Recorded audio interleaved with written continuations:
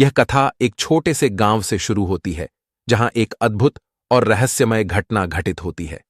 गांव के लोग भगवान के प्रति श्रद्धालु थे, लेकिन उनकी श्रद्धा समय के साथ कमजोर पड़ने लगी थी।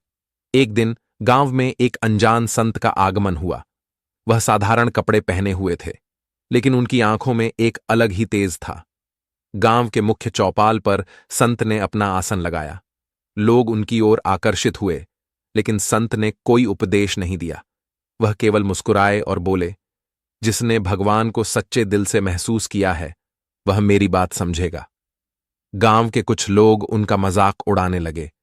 उन्होंने संत से कहा, भगवान का कोई चमत्कार दिखाओ तो हम माने।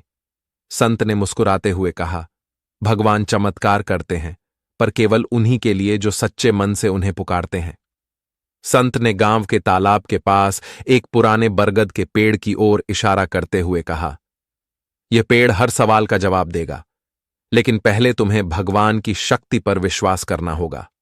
गांव वालों ने इसे चुनौती के रूप में लिया। उसी रात गांव के कुछ युवकों ने पेड़ के नीचे जाकर सवाल पूछने का नाटक किया।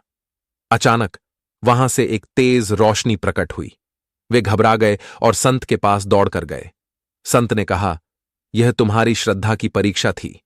जिसने विश्वास किया उसने भगवान का आशीर्वाद पाया। लेकिन एक रहस्यमय बात ने सबको हैरान कर दिया। गांव का सबसे बड़ा व्यापारी, जो भगवान में बिल्कुल विश्वास नहीं करता था, उस रात गायब हो गया। संत ने शांत स्वर में कहा, जिसने जीवन भर लोभ किया उसे भगवान ने अपनी अदालत में बुला लिया है। लोग और डर गए। अब सबने संत से प्रार्थना की कि वह व्यापारी को वापस लाएं। संत ने कहा, जब तक पूरा गांव सच्चे मन से प्रायश्चित नहीं करेगा, भगवान का न्याय पूरा नहीं होगा। गांव वालों ने गांव के मंदिर में एकत्रित होकर पूरी रात भजन कीर्तन किया। अगली सुबह व्यापारी वापस आ गया। उसने रोते हुए कहा, मुझे भगवान की अदालत में ले जाया गया था। उन्होंने मेरे सारे कर्म दिखाए और कहा कि अगर गांव मुझे क्षमा करे तो मैं वापस लौट सकता हूं। संत ने गांव छोड़ते समय कहा, भगवान की शक्ति हर जगह है, लेकिन उसे महसूस करने के लिए विश्वास और सच्चाई जरूरी है। संत के जाते ही वह बरगद का पेड़ अपने आप सूख गया। यह घटना भगवान की शक्ति का प्रमाण थी। गांव के लोग फिर से ईश्वर के भक्त बन गए और अपनी गलतियों से सीख ली।